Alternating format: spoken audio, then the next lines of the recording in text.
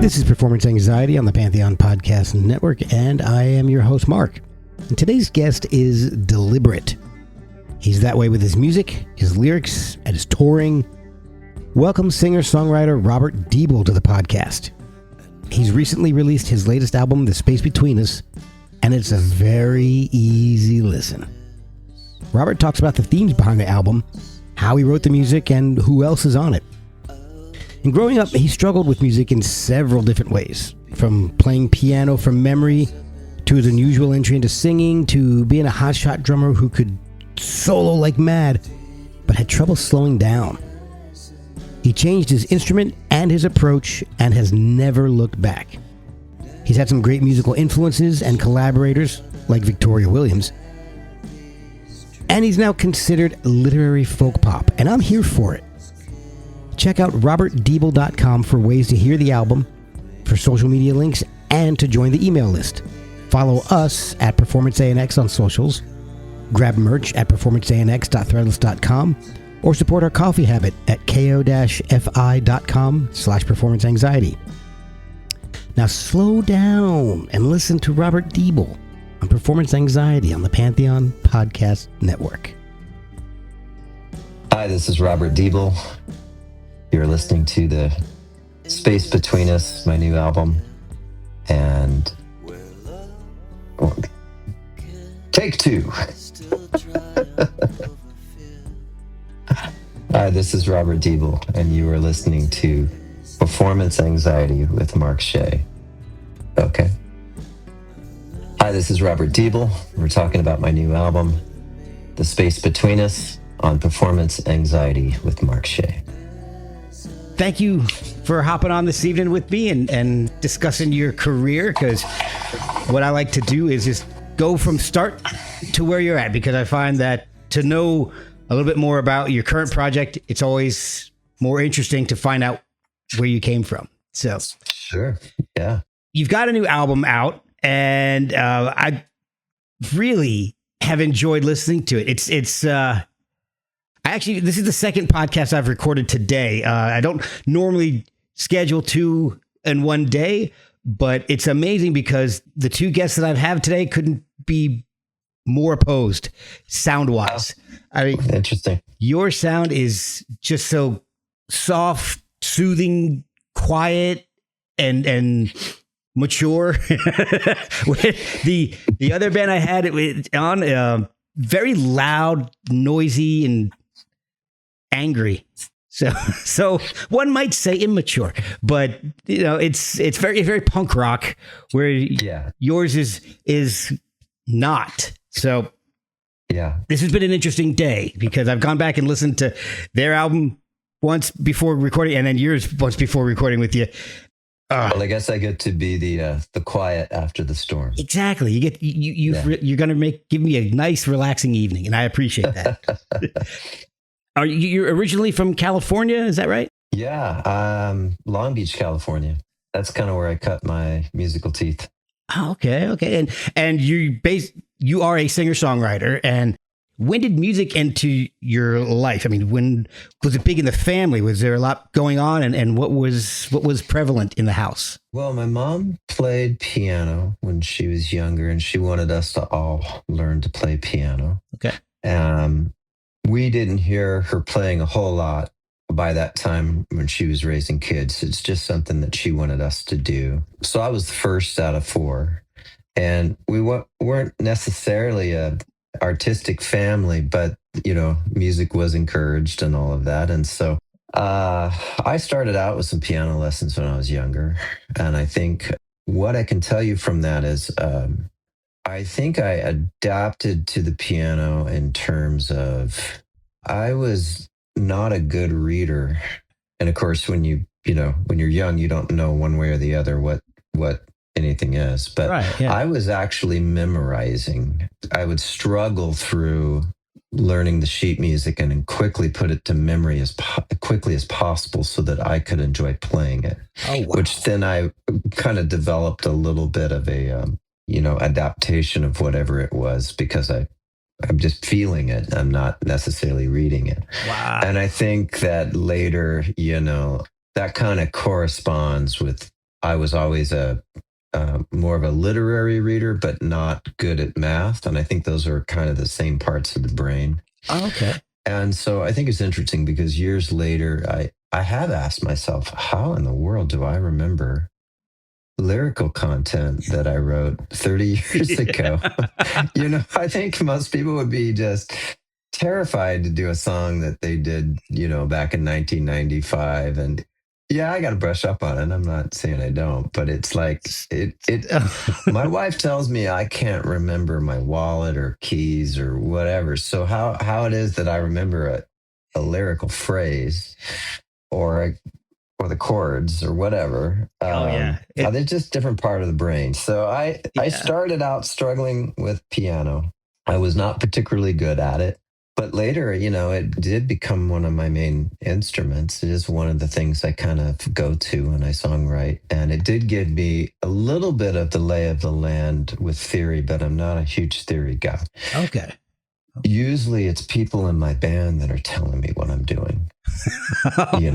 Well, you got to surround yourself with the right people. Yeah, it's true. But in a way, I think that's what I like about songwriting is I don't want to know what I'm doing. I don't know. I don't want to know what to expect from something I stumble into. Yeah. And so when I do stumble into something that I feel is worth carrying on with, it's really exciting to me because I have no knowledge of what it is. I understand that completely. I'm a terrible self-taught guitarist. So yeah. So I think my producer is the opposite, and he knows exactly, and he can kind of like chart from one thing to another, know how to get to the next thing. Where me, I'm lost. That's why you're the artist and he's the producer. Yeah, well, just different types of creative musicians and stuff. Sure. So what kind of music did you gravitate to growing up? I mean, because your music is it's beautiful. It's very gentle and it's softer. It was singer-songwriters is basically what you are. I mean, was that the kind of thing you were listening to growing up, or were you a punk? Like most kids that started in the 60s and gradually went through the 70s, I was listening to rock and all of that kind of stuff. But kind of my first foray into music was the Beatles because I was just a kid and I saw Yellow Submarine. And as a kid, that, was kind of like an aha moment. I liked Ringo. I thought he was really funny. And I must have loved the colors and of course the music was interesting. And so there were so many harmonies. I remember being in elementary school and singing Nowhere Man to myself. Oh, wow. As a kid. Yeah. And I also loved, I think way back then, the tone that Lennon would get on his guitar going through it. That period of kind of Revolver-esque Beatles was, I think, really stunning period. But I'd say if you were to trace my musical heritage back, I think more than being a Beatles fan that my music would then follow that trajectory, I think I was a George Martin fan. I just didn't know it. I think I was latching on to the production of George Martin and what he would do with his sensibilities with the band, but also his strings. What it was in me that got so interested in strings at such an early date. My very first record was cello and acoustic bass and all of that.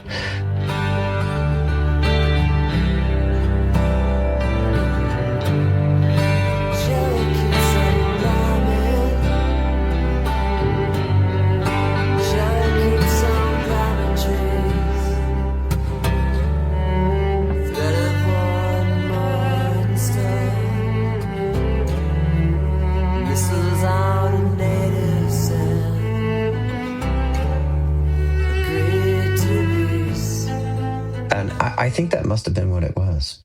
It's funny because I would say that not very many people would put that together. They would say, oh, it was the Beatles. And they wouldn't say it was actually George Martin. That's really interesting. Yeah.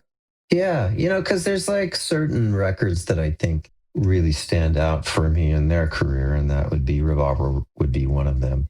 And I think that that stands out because there's no denying you had just incredible songwriters, Oh yeah. but there was something about that album and a few others that combined the studio as an instrument That's and actually one of the the first. studio itself. Yeah, and that's one of the first Yeah. albums my mom ever gave me as a kid. When me and my brother shared a room when we were little, and we shared a record player, and my mom Yeah. had all these records. She just brought in a stack one day. She's like, "Here you go," and I'm like 8 years old, and Yep, same here. Rubber Soul, Revolver, Yeah, great album Elton too. John's greatest hits. So that's Yeah. so Mhm. so. I had unintentionally good training, I think. Yeah, unintentionally had good training. That's a good way of putting it, for sure. Yeah. We'll be right back after a word from our sponsors. So, when was the moment that you kind of decided music was your path? Was there an aha moment, or was it always something there? There was a couple of different aha moments along the way, and there was a lot of deconstruction and reconstruction. But Okay. I think probably because of my interest in Ringo as a little kid, I wanted to play drums. And in junior high school, I took to it pretty easily. And I was a very artistic drummer. I could solo like before I could, it was like learning to run before you could walk. And I remember in jazz band in junior high school, they would let me solo and I would just go crazy. I loved it. Wow. And then that, of course, brought a lot of attention. And then you felt you were really good at something. You gained a lot of confidence, and everybody needs their thing, right? Whether it's sports or whatever it is. But Oh yeah. that sort of was my thing. But the funny thing was, as a drummer, I would say that I was not a good timekeeper. Oh, okay. I had a couple of grooves that I locked into pretty good, and they were generally like walking tempos, which, if you listen to most of my discography, many of my songs kind of fall into that tempo. Yeah. Yeah. But when pressed to play a little faster or to play a lot slower, I would fall apart. So I went from being kind of like this drum hero in junior high school and high school to being having kind of a musical nervous breakdown in college. I Oh. thought I would be a professional drummer, and that was my career path when I entered college. And I would run into these, obstacles either with certain aspects of time or reading or whatever. And I was just very determined to get over it. This was my thing, right? This was my identity. But I ended up rooming with some just absolutely phenomenal people. One drummer in particular, Frank Lenz, that he just was unbelievably good. Oh. And I was floored by how good he was. Wow. And I remember for a while, I watched his every move. I had to figure out, how did you get that good? Because I want to be that good. Right. Yeah. And I wanted to know, how often he practiced and what he did and all this kind of stuff. And he didn't practice at all. It was just intuitive. Wow. It was just his intuitive ability. And oh yeah, Frank Lynn's ruined drums for me. he's still a friend today. Oh, good. He's never played on any of my records, but just a fabulous player. And he did go on to be a studio drummer. But midway through college, I stepped down from a music major. Oh. The other thing that I ran into, which was really frustrating, and we alluded to it earlier, I couldn't pass music theory class. I took it 2 years in a row, and there was just something about that mathematical thinking that wasn't working for me. But I was very creative and I was very artistic as a person, but I think I also was taking everything far too serious. Mm. And I jokingly refer to person I was before as a drummer was basically the guy that played the the character in Freaks and Geeks. Do you remember that Yeah, show? I love that Remember show. the drummer? Yeah. Remember the drummer who was so obsessed with being like Neil Peart or whatever? Yeah. And he dropped the dry, his girlfriend would drop the dry ice as he practiced in his garage. Oh, I'd forgotten about that. Yeah, that was totally me. I saw that show and I was like, oh my God, that's so awkward. That is amazing. Oh, I used to love that show. Yeah, it really was well done. Oh, Judd Apatow. Thank you. Yeah. So midway through college, I made a very difficult decision to kind of step away from being a music major. In part, but also a lot that we were being asked to learn in that realm wasn't of interest to me. And I didn't want to rehash a bunch of, whatever. I wanted to create something new. So, I had enough confidence in who I was as a person, as a musician. I just wanted to go about it in a different way. And so for the first time in my life at that point, I kind of put away the drums for a while, which was, that was a big deal for me, I think. Yeah, it sounds like. And I picked up the guitar, which I had never really played, but just, a little bit here and there. My brother, Michael, is a fabulous guitar player. And he was always the one to really excel on that instrument. Oh, okay. But I picked up the acoustic guitar and I just promised myself I would not ever take it so seriously like I did the drums, that I would treat it with a whole different sort of care and appreciation and wonder, and not try to dominate it. Okay. Oh, interesting. Okay. So I did not take lessons. I just sort of found my own way of playing it. And because I was a drummer, I found a very percussive way of playing it. And in those days, I started doing a lot of thumb taps and finger harmonics. And, years later, people would say, oh, that's like Michael Hedges. I used to listen to Michael Hedges. Yep. And I'd be like, oh yeah, but he's really good. So I'm just not going that way. I'm just going to say, I'm not going to, that's the error of my ways. I'm just going to I got this thing. I don't know quite what it is. Michael Hedges can do his thing, but I got my thing. And, he took it real seriously. Yeah. You know what? You're being true to what you wanted to do. You're like, I'm not going to take it that seriously. I'm not going to let it control me. So, but that's where I really started writing songs. Okay. And were you playing by yourself? Or were you in band? Were you doing it publicly, or were you just doing it by yourself? Pretty much. I had played drums in a couple of bands in which I song wrote for some of those things, some of those bands, but we didn't really go anywhere or do anything significant.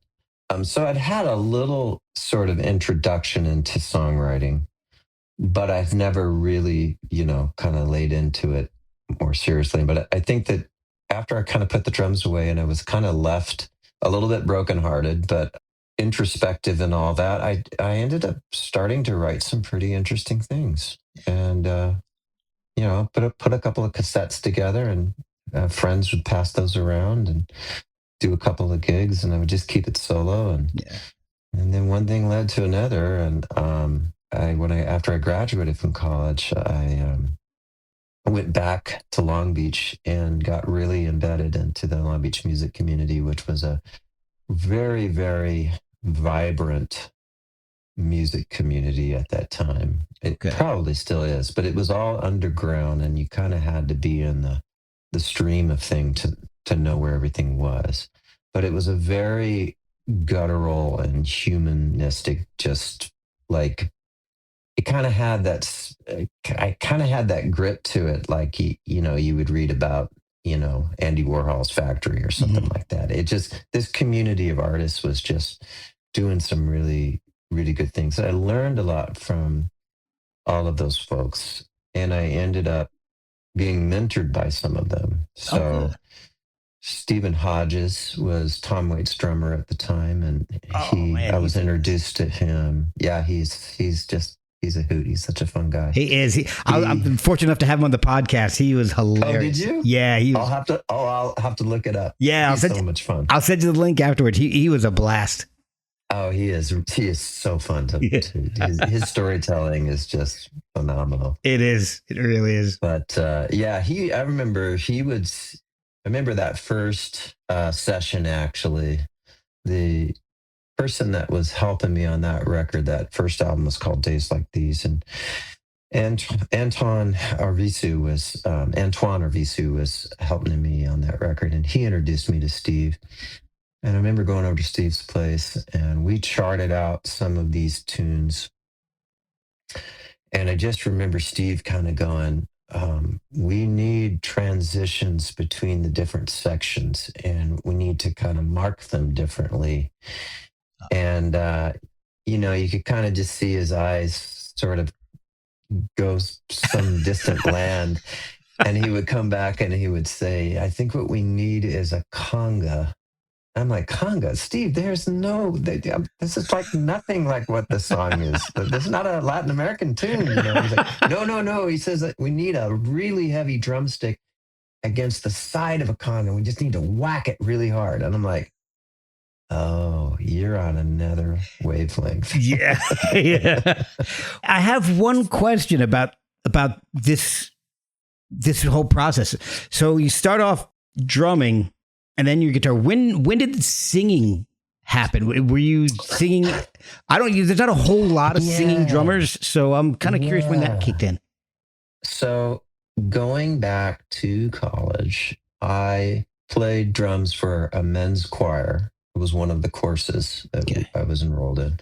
Also, one of the reasons I got out of a music major, I was just not interested in doing male choirs and, nothing wrong with that. But it was just like, anyway, that was actually where I met Frank. But we had this thing where the director had a deal where when we played live, he had the right to point to anybody he wanted, and they had to take a solo. Wow. And it was just kind of his way of making sure we were always at the ready to sing. But, I was the drummer, so I kind of had a hallway pass. I didn't have to worry about it. Right. And all of a sudden, one of these days, he suddenly pointed right at me. And I'm like, shit. That was not on my radar. And I opened my mouth and I sang the words and I really liked it. I liked my voice. Nice. That was the first time I thought, I don't think anybody else does, but I do. It's got a little bit of that wispy linen thing. Yeah. Not the range, of course, but it's, in pockets. It's cool. Oh, that's awesome. So, yeah, that's when I first discovered my voice. And that's also going back to the Frank story. Just going back to that real quick. Mm-hmm. Frank showed up in the middle of the quarter, just like, he was like Pigpen and the Charlie Brown series. And I felt sad for him because I thought, he was kind of like this loser dude that just sort of showed up. And he said he played a little drums. And I said, well, you want to play my kit? And he said, yeah. And he sit down, he did this drum solo. I'm like, oh shit, I'm done. But anyway, learn to sing and learn not to carry on with my drum career at the same time. But I have an affinity for drummers. I really do. And man, you go back on all my different records, they have such a wonderful legacy of drummers on those albums. I haven't done it on purpose. It just sort of happens. Well, you're drawn to each other. Yeah, for sure. We speak the same language. And, exactly. I am a much better drummer now that I have learned what to want from a drummer behind the kit when I'm playing. Right. My time still sucks unless I'm in a walking tempo, but I actually am one of the most thoughtful songwriting drummers on the planet. Whenever I step in for somebody, they're always like, wow, I'm like, yeah, because I know what you're doing with your songs and I don't want to get in the way. Exactly. You get it. Yeah. Yeah. So I was listening to Days Like These and songs like The Kiss and Joey, they're absolutely beautiful. But one of the coolest things I found was, you teaming up with Victoria Williams on Rockabye.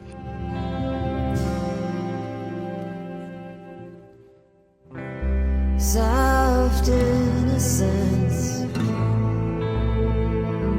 looking back at me.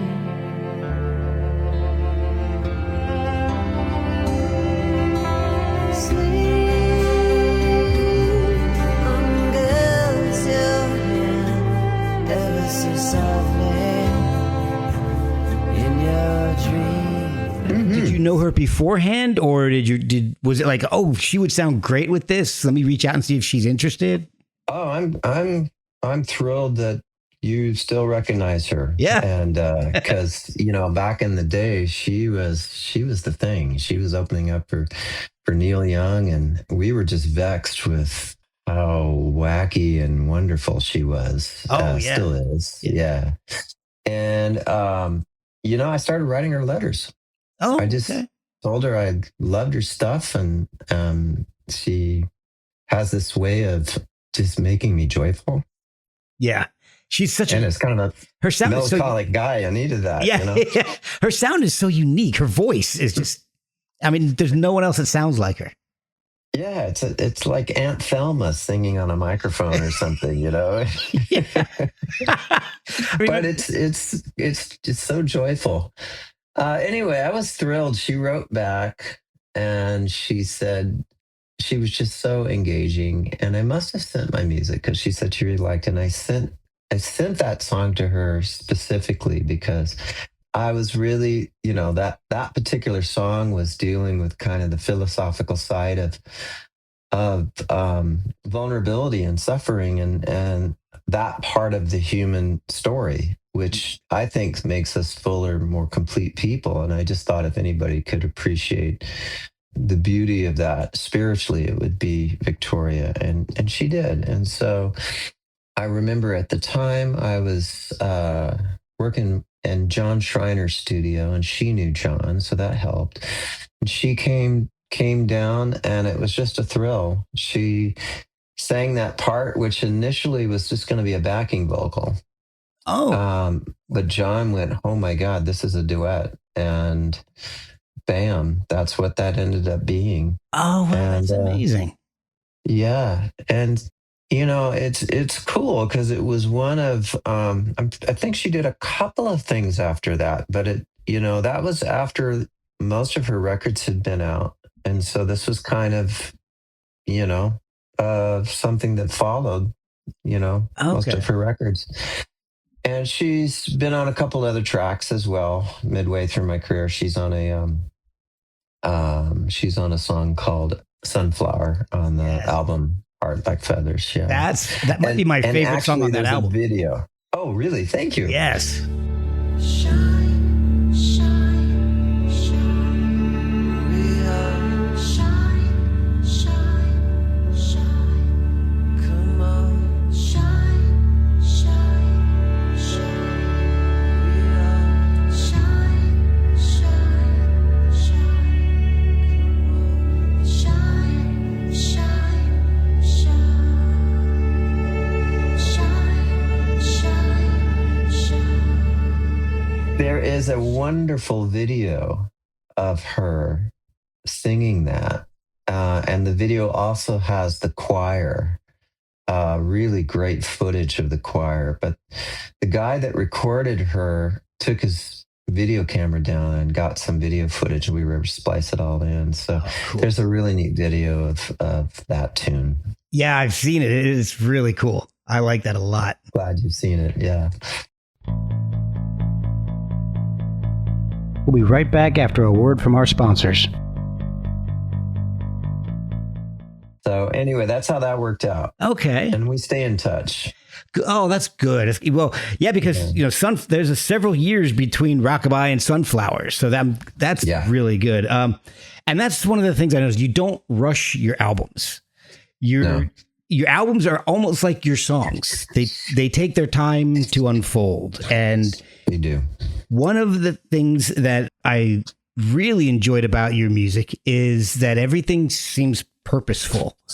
Everything seems very well thought out. There's nothing no wasted words, no wasted music. And that's one of the things that really kind of drew me in. And I think that kind of goes along with your release schedule, because you've got there's anywhere from like 2 to 8 years between releases. It's wild. Yeah. But yeah, everything seems I carefully try chosen. to keep it really intentional, but not, I don't know. There's another word I want to try to avoid using, but I can't. It's not coming to me right now. Pretentious. Right. I like it to be thoughtful, intentional, but not pretentious. And so that's always a hard line, tension to balance, right? Sure. It's when you think about anything too hard, you run the risk of it being too heady or pretentious or whatever. And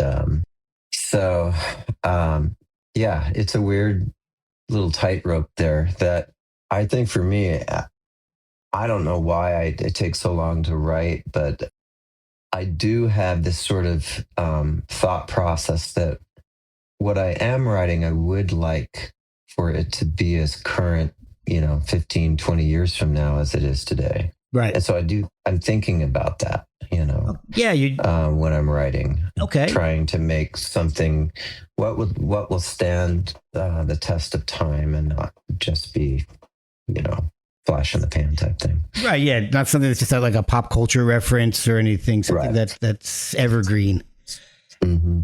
So I went back and I listened to a lot of the albums, and I think one of the things that I've loved is that the space in the music, and that's one of the things that I've loved about. There's certain musicians and bands that are really good at that, giving the music the space it needs. So your songs like Earthside Down, a Russian Murder Ballad, Hearing Voices, Seeing Ghosts, Sleep. It sounds to me they all have room to breathe and unfold in their time. Like you are not rushing the story, you're not rushing the music, and that's one of the things that I find is very hard to find in musicians. Everybody is trying to get a lot of stuff out. Whether it's musically, lyrically. I think it's almost more difficult to write the way you do, where you're giving the music the space it needs, rather than trying to cram all these ideas in at once in one song. This song's got to be about this and this, and musically I want to do this. Yours is just like, this is what the song wants, and these is what the lyrics want. Yeah, that's something that Stephen really taught me, and Antoine as well really taught me to create more space and to think about space in music, and something that I have really appreciated their influences for. Long Beach in the 90s, it was a very blue-collarish, bluesy town.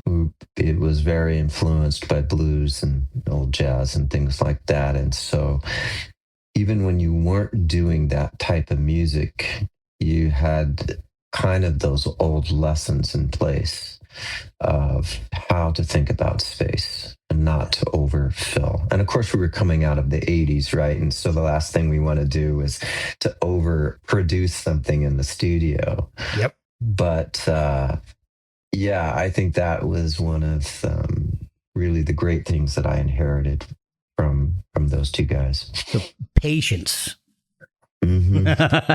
Yeah. So and listening. Yeah. Yeah. Even to this day, I will do a rehearsal with Antoine if we're in the same town and he's playing with me. And in rehearsal, we'll be trying to get through this thing, and he'll just stop us and he goes, "Whoa, wait! I don't think we're listening. We're just playing. We need to be listening. Listen, do you hear what the backing vocalist doing? Where are you on the mic to where you're listening, not to just what you're doing, but what she's doing?" And it's like, oh, right. How can I forget that? It's just good musical mentorship. Let me tell you. I love Yeah, me too. The biggest gap between your albums, we mentioned this a little bit earlier, is actually between Beloved and the new release, The Space Between Us. Were you writing the entire time? Was there a reason for the large gap between albums? Well, I think the gap is about a year longer than most. I think the quickest I ever did and had between albums was probably you know, 13 stories and this bar has no one left, which would have been 3 years. But what was going on? So I was just basically very methodical around writing each song at a time. Okay. And sort of the story goes, this sort of introduces Rich Hordinsky into the narrative, who was my producer for The Space Between Us. Okay. Rich and I knew each other from touring. He was in a band called Over the Rhine in the 90s. And when I was touring, I would kind of rub shoulders with that band or folks in that band and had opened up for them a couple of times. Okay. And so Rich knew me from that. And I don't necessarily know what was on his side of it, but at some point about 10 years ago, he reached out and said, hey, I'd really like to do a record for you. Oh, cool. And I thought, wow, this is great. That would make perfect sense, except that you're in Cincinnati and I'm in Seattle. And I couldn't quite make sense of it at the time. And we both agreed to just kind of put a bookmark in it and move forward with whatever the possibilities might be. Fast forward, I was doing Heart Like Feathers in Portland, tracking with Dylan McGarrick and Adam Sessler. And we needed a particular ambient guitar solo or a guitar texture. And I thought of Rich and I reached out to him and said, hey, would you contribute? And he said, no problem. And it was there like almost immediately. Wow. And it was fun. And then a little bit further down the road, I was tracking Beloved here in Seattle. Okay. And, most of all my records have strings, but most of them are kind of hobnobbed together. It's like, I basically get a bunch of people together in a room and we just kind of like try different things. And then once something seems to work, I say, remember that. And then I'll write it down or I'll record it on a, handheld device or something. In the old days like these, I would literally chart that stuff out on sheet paper with a piano. I was determined. But, oh my gosh. Fast forward, I get a little lazy and it's just like, it's kind of jazz, but, give me thirds or fourths or whatever. But you're not taking it so serious. Yeah, exactly.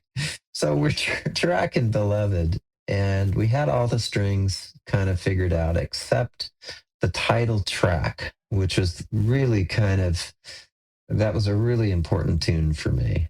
And I just remembered that conversation with Rich and I reached out to him again. I said, we're almost done with this record. Would you create a score for the title track? And he said, I'm on it. Wow. I got this thing back and I was freaking floored. It was just not anything that I had ever imagined. It was so beyond that, Oh, that's awesome. And man, I remember we had to go through a couple of violas because the first one couldn't land the parts. It was so tricky. Wow. But once we nailed it, it was stellar. And that kind of was a turning point because from that point forward, I began to partner with Rich song by song. We put out Beloved, pressed it, got it out there. And then as I would cobble together another song, and I had these string players that would play out with me, I would demo that tune in my studio, just vocal, guitar, click track, whatever. And I would send it to Rich and I'm like, what do you got? Give us a score. Yeah. He'd come back with a score. My string players and I have this little thing called One Small Orchestra. And we would play it out around town. Okay. We'd make some notes like, this we really want to emphasize and this we want to kind of like maybe, pull this back a little bit or maybe take this out all the way just to leave the vocal there. We make these little notes, send it back to Rich. He'd make corrections and then we would move on from there. Okay. And then maybe a little bit further, we'd have another song tune. And this, and in this example, maybe me and the cellist would come together and create kind of a skeleton of what we wanted for the string section, and then we would send it to Rich and say, here's what we have so far. Can you embellish this? And he would take kind of his pen to that, bring it back to us. So song by song, we started building this repertoire of material long before we ever agreed to do a record together. Wow. And so Rich becomes kind of our George Martin, in this sort of scenario. And it was really, I don't know, 3, 4, 5 songs in that just dawned on me. Like, I called him up and I'm like, do you remember that record you wanted to do? Like, let's do it. We can do it. You're halfway Of course, there. we had a lot of things on our side at that point. We had the remote stuff down a little bit better. I could visualize using my team and his team integrated a little bit more. So as you can see, it was a very slow and methodical process that was not so much about making a record from the beginning, but writing particular tunes, arranging particular tunes. Okay. And as we got about 3/4 in, we realized we had a record, and that's where we kind of defined it at that point. So is there an overarching theme to the album? Several of the songs I know are based on literature, but I'm just kind of curious, when that happens, is there an overarching theme that connects everything? Yeah, the literature thing goes back a long ways. So I've, jokingly, people refer to me as literary folk pop because I've often taken classic literature and kind of used it as a springboard for some of my songs.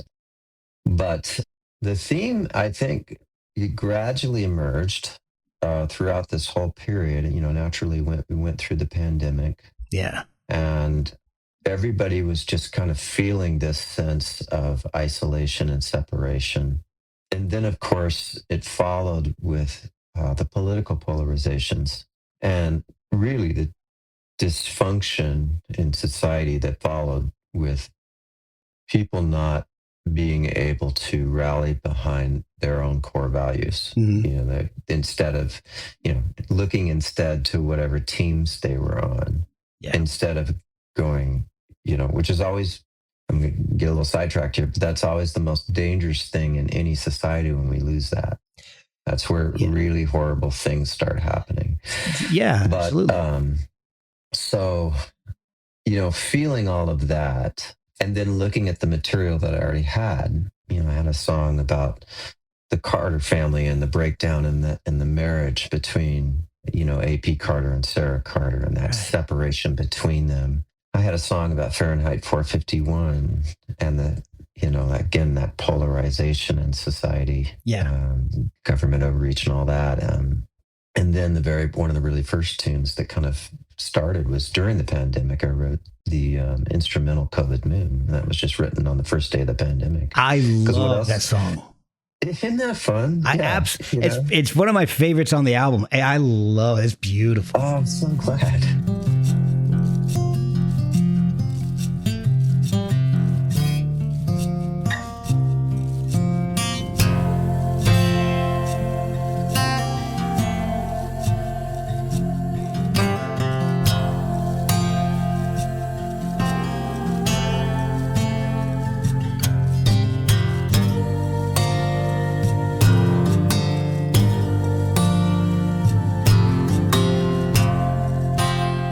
I'm so glad. It's funny because it's like that time signature.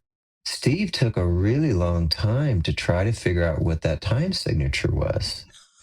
He was determined to figure it out. And I didn't know it was anything fancy. I just sort of it was totally intuitive. I knew it was some sort of it wasn't 4/4. I knew that. Right. But it wasn't something that I tried to do. It's a natural rhythmic thing that just comes out of me. And so later tracing it back and having to chart it was, a bit of a challenge.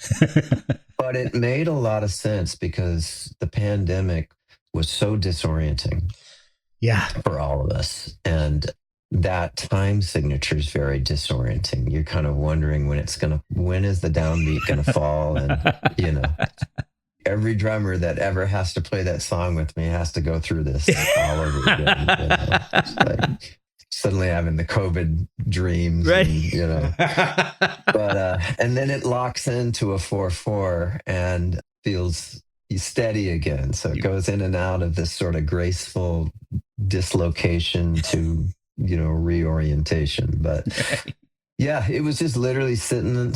You know, I remember it vividly. We had our house pod, and we had our best friend was over at the house, and she was part of our pod, and Yeah.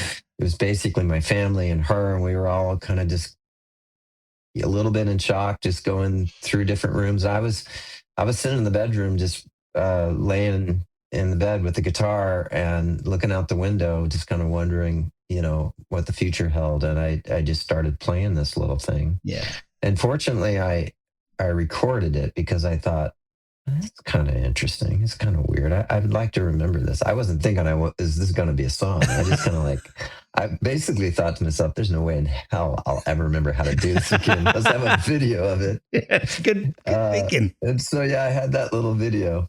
And then later, when we were a little further into tracking the record, I pulled that out. And so to your question, gradually over time, this theme emerged of a separation, feeling the sense of being separated and being in that tension of separating and longing for some sort of union, but not in a way that, you know, you stick your head in the sand and Right. and dissociate and make sure that, you know, think like everything's great. Right.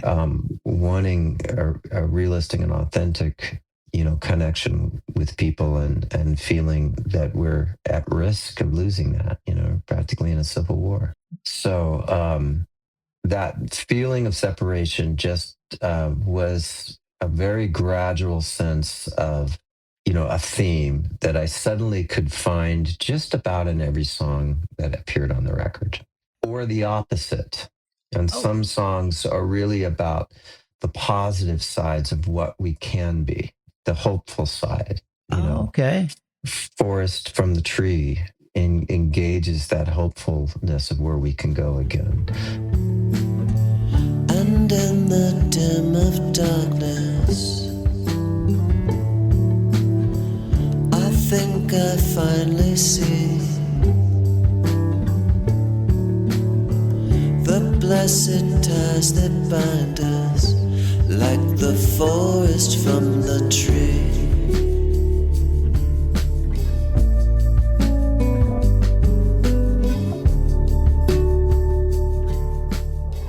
The attic of desire is kind of cementing that desire for, you know, that connection with, in my case, my wife, and not losing sight of the things that's most important when you have these pressures of wanting to achieve something, you know, a career, or, you know, the arts, or whatever it might be. So it's either about finding that connection, or feeling the loss and the lament of it. Okay. Well, I've been listening to it a lot over the past week or so, and it's really cool because I feel like I'm hearing something a little different, something that I didn't notice every time I listened to it, and that's one of the things I love about it. It sounds like it was a complex project because you've got all these different pieces that you're bringing together. It took a while, and then the songwriting seems it's gentle and quiet. I mean, it's definitely your sound, but it sounds complex, which is amazing because it's very mellow, you know, for the most part. Mhm. It's very Mhm. gentle music, but it's not simple. Yeah, I think of it like the layers of a painting that you never get to see, but it adds that depth and texture of a painting. Yeah. And the painting can still be simple, and it can strike you simply, but have this resonance in it that goes a long way, versus, let's say, you know, pop art or something. It's like grabs your attention and kind of sticks around for a while, but once you got it, you know? Yeah. And so I think that that's always the balance of allowing for complexity, but not letting that complexity get back to being too serious, like we talked about Right. in the Right. beginning of the show. Having basically human beings are a great example of like good music. We are very complex, and yet we're very simple at the same time. And when we resemble that in our artwork, I think, good things happen. Well, I think it's also reflected in the cover art because I absolutely love it. I'm a photographer, so I absolutely love the cover. It's stunning. Me too. That's Again, Isaac Slack. And I can't pronounce it the way it's supposed to be pronounced, but it's something like Slack. He's in the Netherlands, and my friends in the Netherlands are all shaking their heads like, Oh. just say Slack. But he is an amazing photographer, and he's been a fan of my music since the beginning, I believe. Wow. And now, because of social media and stuff, we're able to see what everybody's up to, and there's good things or bad things associated with that. But I had seen a larger crop of that image for a while on Facebook, I think it was. Okay. And it just kind of stuck in the back of my mind. And as the title of the record emerged, as the theme got a little bit more pronounced, I came back to that, and like, that is really sitting with me. And I reached out to him and said, what would you think? And he loved the idea. So That's cool. it is a really gorgeous piece of work, and all of his work is. It's really phenomenal. It reflects the sound of the album, and just like the album, your album sounds very intimate. All your albums sound very intimate, like almost like when I'm putting it, you're just playing for me. It's like a private listen for each listener, and I think that's just a really amazing talent to have. It's really cool. Yeah, I think that's a discipline that started a long time ago, and that was when I started playing out as a songwriter. I didn't have a lot of people coming to shows, and it's a precarious thing, I think, for anybody to step out there and do something that they believe in, but you're not sure if anybody else will. And I remember really in those days just honing in to a crowd of, if there is one person that this reaches, I have succeeded in my mission. Yeah. And so all those noisy bars or loud coffee houses back in the 90s, there was always someone at the back of the room that what seemed to be caught off guard. And you can even hear this in days like these. We actually sort of sampled it as a memoir. Oh. The song The Bridge, when you listen to the song The Bridge, it has this crazy loop of people just talking. And that's always what it would sound like when we started playing. Wow, man. People just in tables in front of us in these Bohemian Cafe or whatever we played at, Yeah. not really giving a shit. And then we were like, can we win them over? That was kind of the thing. So when you hear that little voice that says, okay, that's the cellist. She's like, start. Oh, cool. Okay. Oh, that's And awesome. all those people in the audience, that was a live recording that we got somehow from the board or whatever. Oh, So wow. that's a little mini memory of that band when we used to play out. That is amazing. I had no idea. That is Yeah. so cool.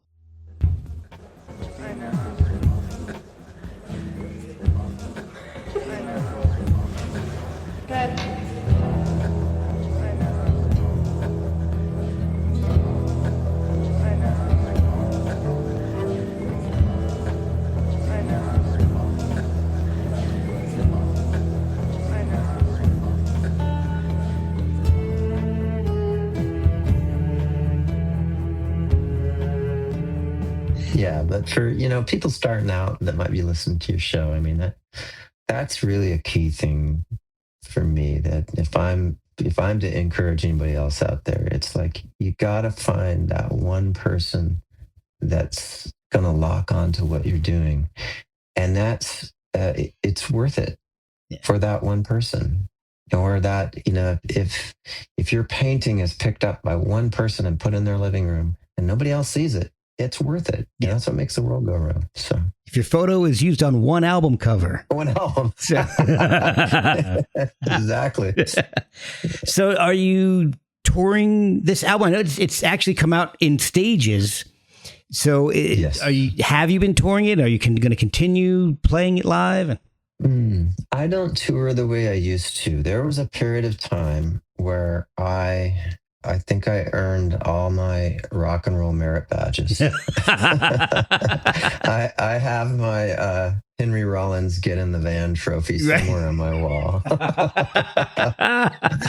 But it about broke me. I'll just be honest with you. It's like, I think most artists will acknowledge it's really hard to keep your relationships together and all that kind of stuff when you're on the road all the time.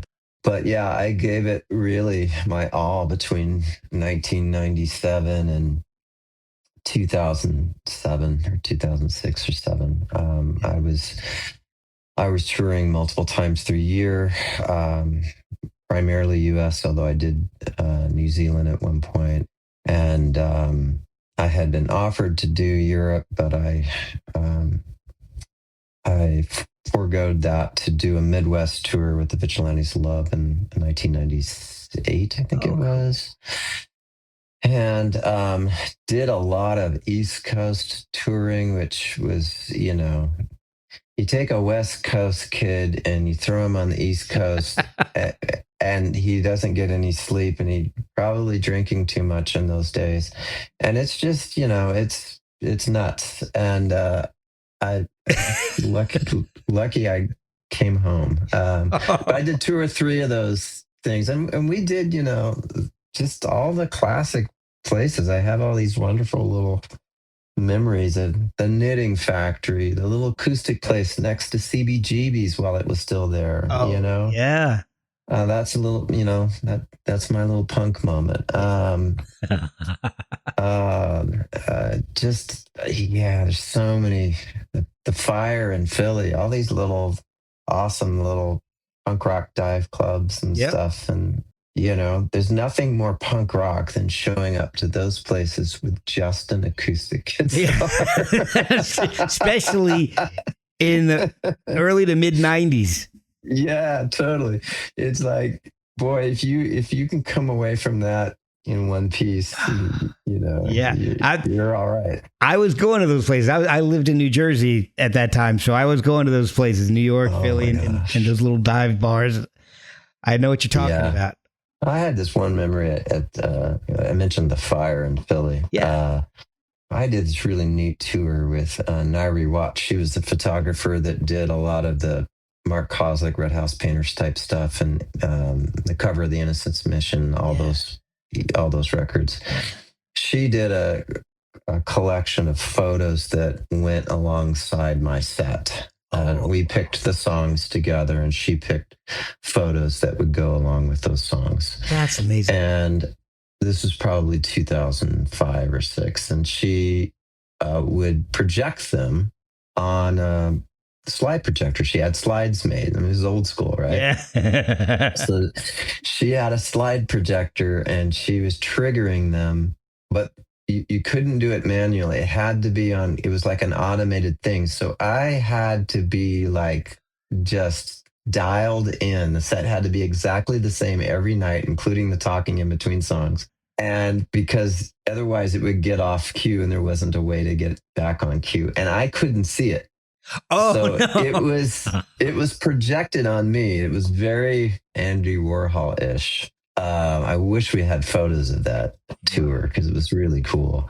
But my goal was to not stare at the projector and burn my eyeballs out. Yeah. But you couldn't see anything at all. So basically, you just went into this very Zen-like moment where you just highly focused on your set and the lyrics and the emotions and all that kind of stuff. But there was a point in the set where I would ask, does anybody want to hear something? And there was a little space that we created that if somebody did make a request, I could do it. And if they didn't, I would fill it. Okay. And I remember feeling pretty down that night. I'd never been to Philly. I was supposed to open or be in the middle of this set with this, band that had a lot going on for them. And so it was supposed to be a really good bill. But that band pulled some sort of wonkiness just before, and they made me headline. Oh, Because they wanted to go home. oh, wow. So this is the worst thing that can happen when you're like on the road and you don't have a lot of tour support, and playing an empty bar is the worst. But gosh. so anyway, I get there. There was one person that had shown up for me early on and knew where he was. And then there was Nairi, and everybody else from the previous band left, hightailed it out of there. And I'm like, this sucks. Yeah. And I just went into my zone, and I did my thing. And I get to the very end, and I can't see anything. My eyes are closed. I just say, anybody want to hear anything? And I hear this voice at the front of the stage that says, rockabye. Wow. And I open my eyes, and this is before the smoking bans and all. There is like 7 or 8 cigarettes, embers, glowing in front of me. Oh man. And these fans somehow heard about it and showed up late. They all went together. Man. And some of them, I think, knew me from California. They might have gone to school back there or something. But they were in a semicircle at the bottom right at the stage, all sitting kind of at my feet and just enthralled, I was like, wow. That's awesome. Shitty night just turned gold, That's awesome. Yeah. Yeah. And Naira and I drove off that night just on cloud 9. We were like, that now that was punk rock. Yeah. Yeah. Oh, memories like that, you just you can't, you can't get anything else like that. That's just, it's a classic moment. Oh, that is so cool. Those are better than those huge nights that you open up for somebody really big and you don't know anybody in the crowd, Oh yeah. Great gigs, but those little magic moments, they're the best. So do you have any plans to come to the East Coast anytime soon and to do anything or tour Midwest, West Coast? So, what I kind of do now is whenever I get kind of some sort of offer, I will fly out. Okay. So I don't do those van trips anymore. But what I typically do is sometimes someone will just, they'll want to do a house show and they'll reach out, and, one house show will pretty much take care of airfare and all that kind of stuff. So I'll fly out, and then once I'm out, I will typically do the region. I rent a car or connect with other players and friends, and we'll do 3 or 4 spots before I fly back. And so I keep it really strategic that way. Mm-hmm. And so it's just kind of an open-ended thing that if people really want to, stir something up and get me out there, it's something that can happen. I'm pretty nimble. I'm able to. I got this sort of weird thing that I put tube gear in a backpack and take my guitar on a plane and find somebody to show up with an amplifier and a PA, and I pull it off. That's awesome. So that's kind of what I do now, unless like a larger festival brings me out or something like that. And then again, I'll try to travel and do 3 or 4 dates in that area. Well, you mentioned asking people if there's anything they wanted to hear during that tour. Is there a song off the new album that you enjoy playing? Do you have one favorite song that you enjoy playing live? Whether it's off the new album or any of your other albums. Oh, wow. Well, there is a song off the previous album that's always just kind of sort of a grounding moment for me. And that is the tune Beloved. Okay. It's written about my daughter. And every time I get the chance to play that song, I just, whatever whatever tensions I'm holding or whatever, usually there's some level of anxiety, performance anxiety. Ba-dum-bum.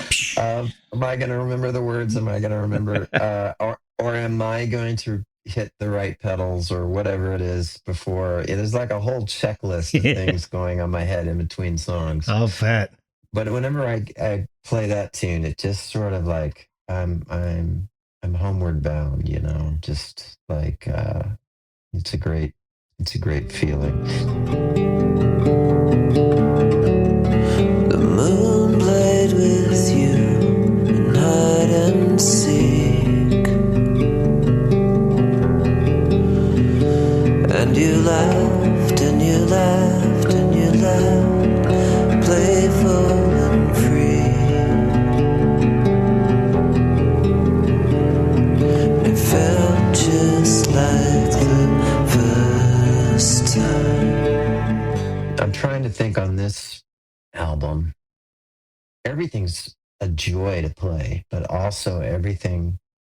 A lot of times when I am playing with the full orchestra, when we're on the West Coast, so I have the whole entourage, and there's so many parts going on that there is a level of there's no peace in between songs in my head. You don't see it, but there's like we got to get one instrument down and get over to the piano in time, and we got drummer has to make sure to trigger that loop, Right.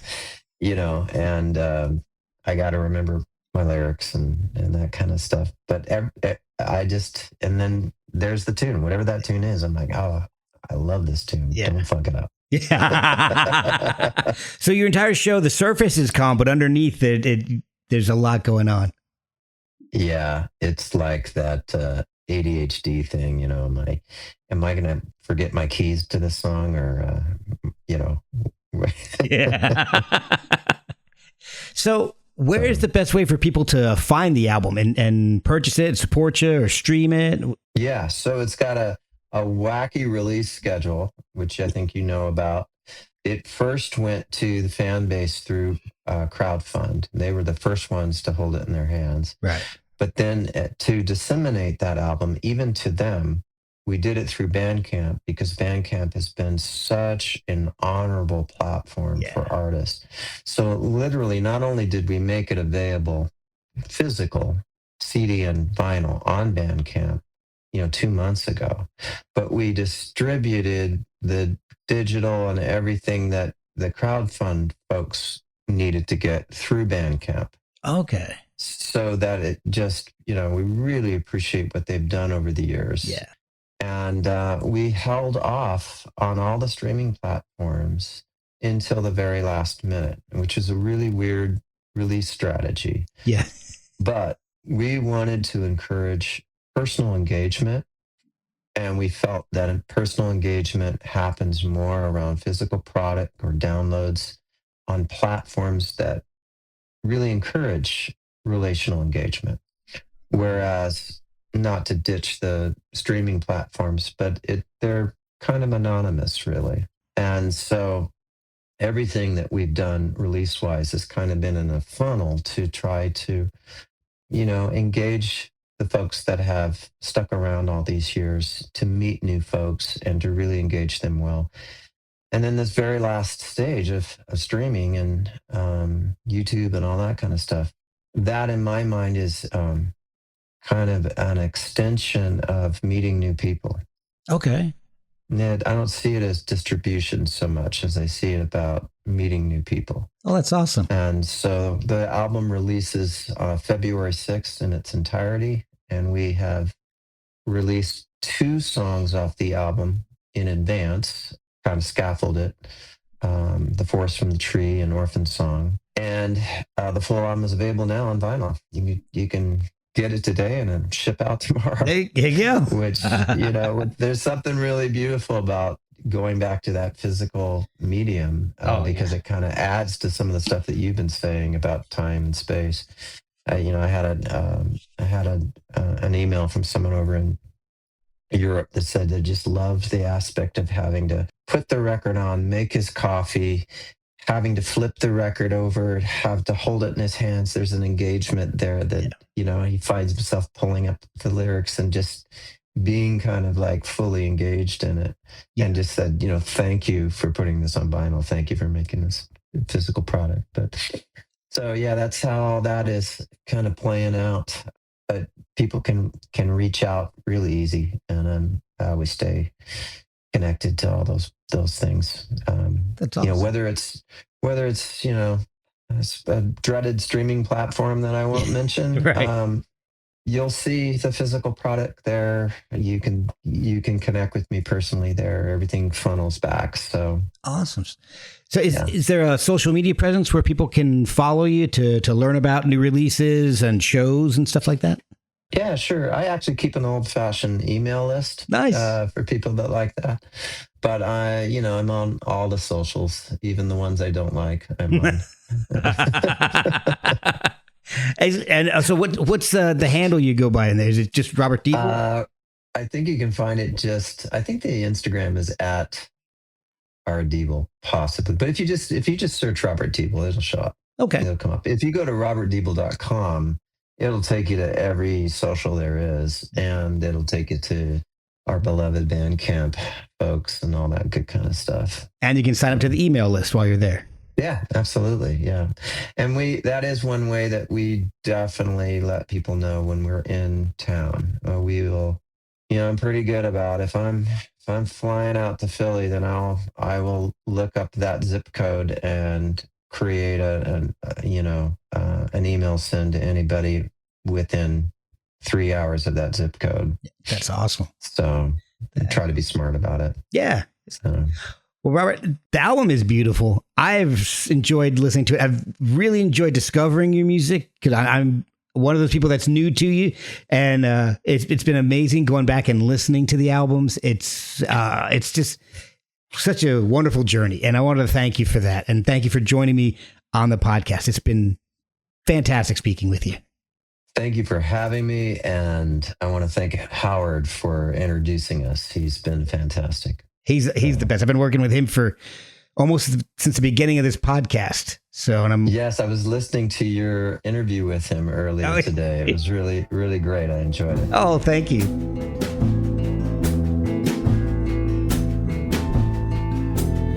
Little apple tree planted by a front door down in Cooper Creek, Virginia.